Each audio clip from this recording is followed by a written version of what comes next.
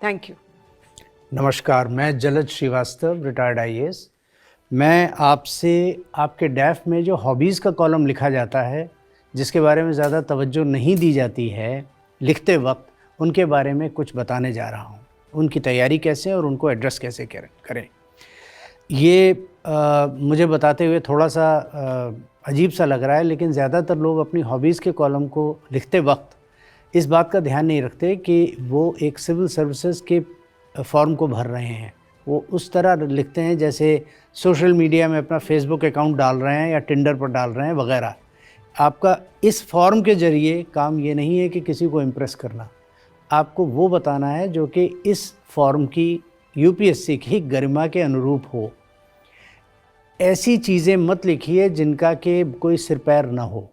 मैं एग्ज़ाम्पल दे के आप में से किसी को शर्मसार नहीं करना चाह रहा हूँ, लेकिन कई दफ़ा उसमें अपनी हॉबीज़ लिखते वक्त सिर्फ उसमें कई चीज़ें लिखने की होड़ में आप कुछ ज़रूरी चीज़ें भूल जाते हैं। देखिए, आप जब बोर्ड के सामने जाते हैं तो उस दिन के न्यूज़पेपर्स वगैरह के अलावा सिर्फ आपका वो डैफ मेम्बरान के सामने होता है, और उसमें ये जो 4-5 चीज़ें आप लिखते हैं वो आपकी एक तरह से प्रोफाइल सेट कर देते हैं। वो आपके बारे में कुछ ना कुछ बता देते हैं। खैर, उसमें से कई दफ़े आप जो डिस्टिंक्शन कहीं पे कोई अवार्ड मिला हो वो सब तो मैं समझ सकता हूँ, आपने 1 2 3 4 करके लिख दिया। लेकिन हॉबीज़ वाले सेक्शंस में अगर आप कहते हैं हिंदुस्तानी म्यूज़िक या कर्नाटिक म्यूज़िक या गज़ल सुनने का शौक़ है, कविता लिखने का शौक़ है, जो भी है, अगर आपने फॉर एग्ज़ाम्पल लिख दिया कि मुझे शेर व शायरी का शौक़ है या गाने का शौक़ है, तो कम से कम ये तैयार रहिए कि अगले 5-7 मिनट में कई गायकों के, कई शायरों के, कवियों के बारे में आपसे बात की जा सकती है। कम से कम ये जो कि ज़्यादा प्रचलित हैं, जिनका नाम जो ज़्यादा जिनके बारे में बहुत लोग जानते हैं, अगर आप उनके बारे में नहीं जानेंगे तो वो आपकी पर्सनैलिटी का दूसरा रूप होगा। या तो कहिए कि मुझे सिर्फ़ उस शायर के उस कलाम को पसंद है और मैं सिर्फ उस दिन रात उसी का रियाज़ करता हूँ, जो कि ऐसा नहीं है।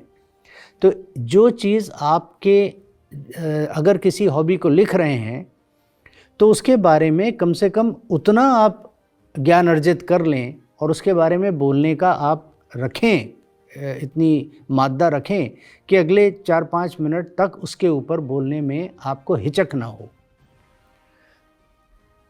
दोबारा कह रहा हूँ कि अगर आपने वो चीज़ नहीं की तो वो आपकी पर्सनैलिटी का के बारे में it is a negative point.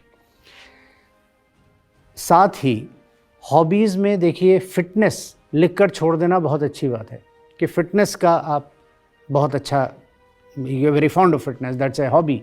सुबह अब उसमें क्या क्या कंपोनेंट्स हैं, आप सुबह उठते हैं, दौड़ लगाते हैं, स्विमिंग करते हैं या व्हाटएवर सर्फिंग करते हैं, वो नहीं है। बात यह है कि फ़िटनेस आपकी असली हॉबी है।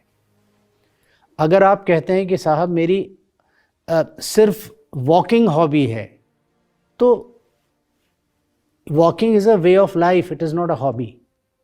ठीक है साहब, वो तो कोई भी कहता है कि 10,000 स्टेप्स आपको करने चाहिए। अब उसमें वॉकिंग को आप कैसे जस्टिफाई करोगे कि it is a hobby, right? उसी तरह आपने अगर लिखा है कि किसी एनजीओ के साथ आप हैं, ये भी स्ट्रिक्टली मेरे हिसाब से हॉबी नहीं है। आपको सोशल सेक्टर में सोशल वर्क करना पसंद है, ये हॉबी है। इस तरह आपने अगर कोई किसी ग्रुप को ज्वाइन किया है, किसी एनजीओ के साथ आप अच्छा काम कर रहे हैं, तो उस चीज़ को इमीडिएटली उस तरह से सिर्फ एक एनजीओ के बारे में लिख के मत छोड़िए।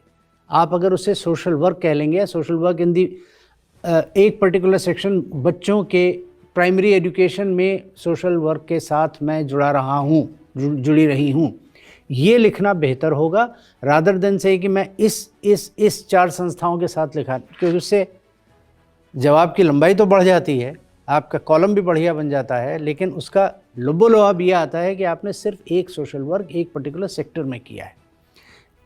इसलिए यदि आपने ये सब कुछ, क्योंकि ज़ाहिर है अब तक लिख चुके हैं, इन सारी चीज़ों को अगर एक डैफ इस अपनी हॉबी के सेगमेंट को उठाकर उसके ऊपर आपने पूरी तरह 10-12 सवाल तैयार नहीं किए हैं, तो ये चीज़ एकदम से नेगेटिव की तरह से एक आ जाएगी।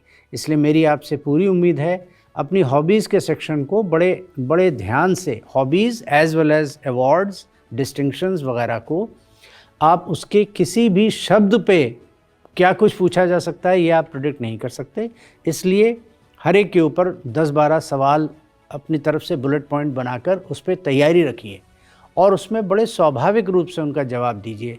रटा हुआ नहीं लगना चाहिए, ज़रूरत से ज़्यादा तैयारी किया नहीं लगना चाहिए, फुल ऑफ डिटेल्स जब तक कि पूछा जाए नहीं होना चाहिए। ऑल द वेरी बेस्ट, आप सबको मेरी शुभकामनाएं।